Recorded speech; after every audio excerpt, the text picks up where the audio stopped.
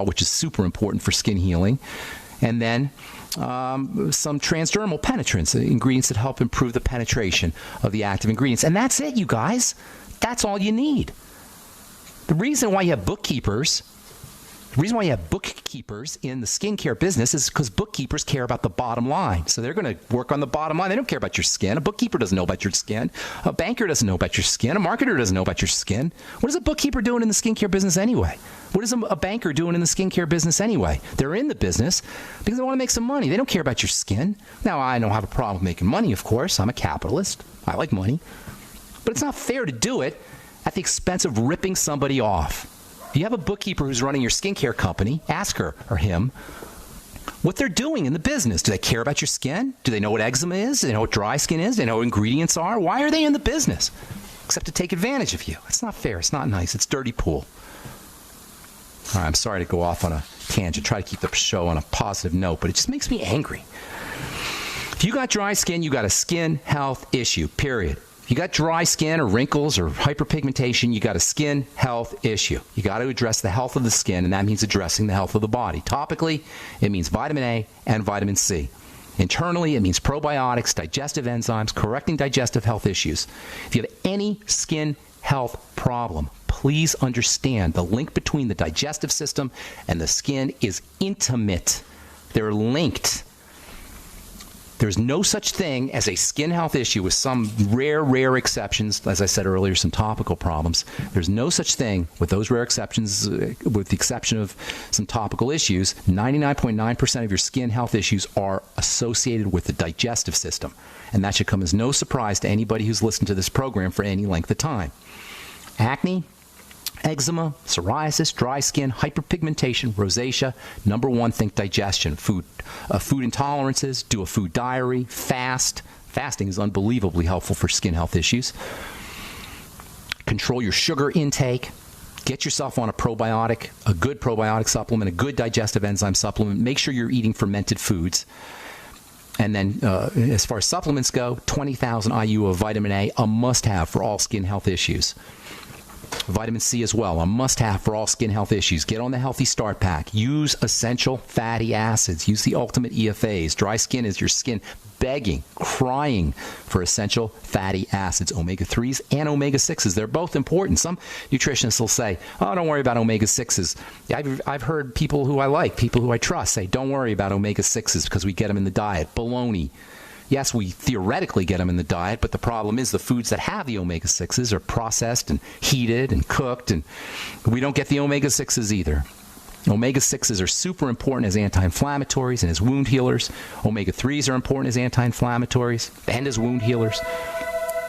And then topically, make sure you're using vitamin C and vitamin A. And when it comes to vitamin A, make sure you're using your vitamin A in the retinol form or perhaps the retinoic acid form. Be a little bit careful because they both can be somewhat aggressive and stimulating, and always mix your A and C together. All right, I'm Pharmacist Ben. You're listening to The Bright Side on the Genesis Communication Network. We're coming back with Troy Opperly. We're going to talk some probiotics and digestive enzymes. Specifically, we'll talk...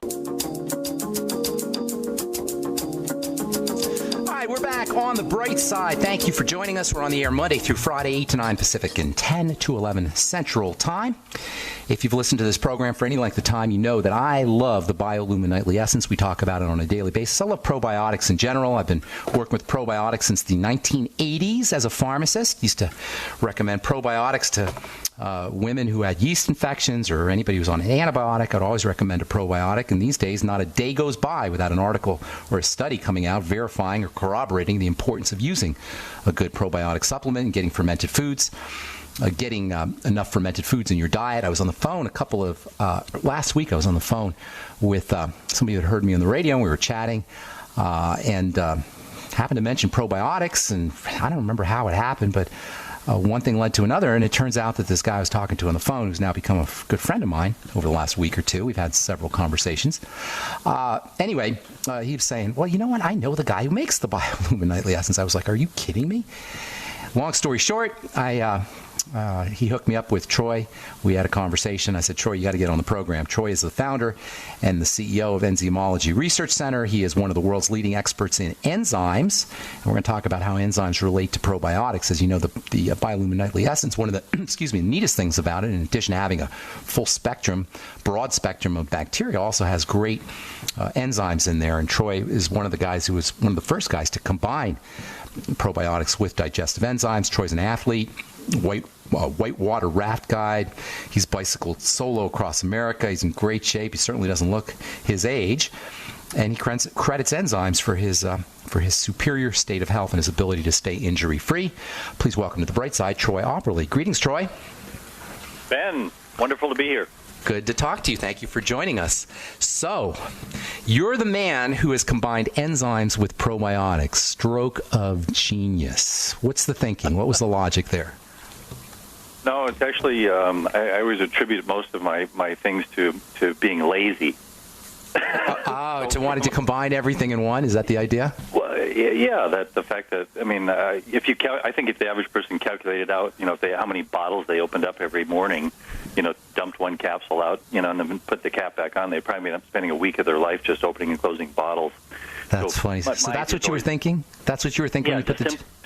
Yeah, the couple of reasons. I mean, one, probiotics I always take before I go to bed on an empty stomach, and I do the same thing with systemic enzymes. So why not put them together into one awesome. one dose? Why before bed? What's the thinking there? Again, the body's in the restoration, recuperation mode. It's ready to kind of restore the body back from all the damage you've done to it that day. And especially as an athlete, I mean, some of the things I've done to my body have caused extensive damage. So, you want to give the body the tools it needs to repair itself during that critical time. So when you get up in the morning, you want to be refreshed and ready to hit it hard again the next day. Now, when you talk about athletic repair, I assume you mean all repair, not just athletic repair. So repair of the gut too, right? Absolutely, right. And so nighttime, you'll get increased repair of the digestive lining, the epithelia, and the connective tissue, et cetera, if you use them at night? Yes. Very nice. And how did you select, of all the hundreds of different bacteria you could come up with, how did you come up with these 14, or I think it's 14, right? 14 or so bacteria. Yep, 14, yep. Was there a logic to the strategy to picking those 14? Was there a logic to it? Yeah, I mean, we wanted to look, again, that the bifidobacterium are the ones that live, predominantly in the large intestine, so we wanted to make sure that we had a nice offering of different ones. And if you look at, in regards to those 4 bacteria that are the bifidobacterium genus, you'll see that they'll obviously consume fecal matter. They'll basically produce B vitamins, and again, the main thing that we wanted to look at was just having the colon be more acidic, right? So they lower the pH. So again, that'll keep some of the bad bugs in check, so to speak. The bifidobacterium lower the pH also? I know the lactobacillus does. Yeah. Okay. Yep. Okay. Yep. So you drop the pH in the large intestine. Yep, and then same thing with the small intestine. So again, we put 10 different strains in there. Again, there's a lot more variety as far as what was available back then in regards to what each of the particular strains have been studied regarding, what they do. So obviously acidophilus has been around and is probably the most well-known by the average person. But then also looking at some of the other studies that were out there at that time. And again, it just kind of goes back to if you look, I think like some of these work with the studies are very specific, right? Like they'll look at C. difficile, right? Diarrhea, lots of causing diarrhea. You're talking about causing diarrhea. C. difficile as a cause of diarrhea. Yeah. The pathogens. So these inhibit those pathogens from taking root in the intestinal tract. Studies have been done showing that. So you go, okay, great. You probably want to include that particular strain in there. Also, obviously, the scientists don't exactly agree, but 60-80% of your immune system is in your intestinal tract, so in your gut, so to speak. So if you have an immune problem or an autoimmune problem kind of thing, probiotics are like a must-have. Yeah, absolutely. Huge as far as immune stimulators, and then just increasing your body's effectiveness to kill off not just foreign invaders, but again, any type of. If we look at the food, I mean, like you were mentioning about probiotics, there's not a day or week that doesn't go by that you see all these different studies and research. But on the other side of that, if you look, there's probably not a week that goes by that you don't hear of some massive E. coli or food recall, or I mean, just the food machine that's out there. I go, is not. It's not working in your favor. Let's just put it that way. I go, you've got to protect yourself from the foods that we're eating today. So this is a great way to do that. Probiotics can protect you against E. coli from, say, spinach or from processed meat, et cetera. Using a probiotic supplement can be protective. Absolutely. Nice. And now how about the idea? Go ahead. I'm sorry. No, I'll share a personal story. I mean, because going back to probably 20 years ago, I mean, that one of the few times in my life I had food poisoning from eating some type of fish. And, I mean, I personally thought, that was one of the worst experiences I've ever gone through in my entire life. And I'm good at, inflicting pain, on myself through my athletic endeavors, but this was way beyond anything I'd ever want anybody to experience. And I mean, it was kind of like you're going to die, type. You wish you could scenario. die. Probably you wish you could die. Yeah, right. I know. Right. So I took it was a combination of plantarum and salivarius probiotics, and I am talking within 30 minutes. It was as if it never happened. And wow. That's Tell me again. What told me. Tell me the names of those. Tell me those names of those bacteria. Lactobacillus plantarum. Okay. And the other one is Lactobacillus salivarius. Well, I know the salivarius. Oh, they're both in the biolumin nightly essence, aren't they? Yeah. Yep. So those are my personal favorites, just because of my own personal experience with that I know they work and that and very quickly.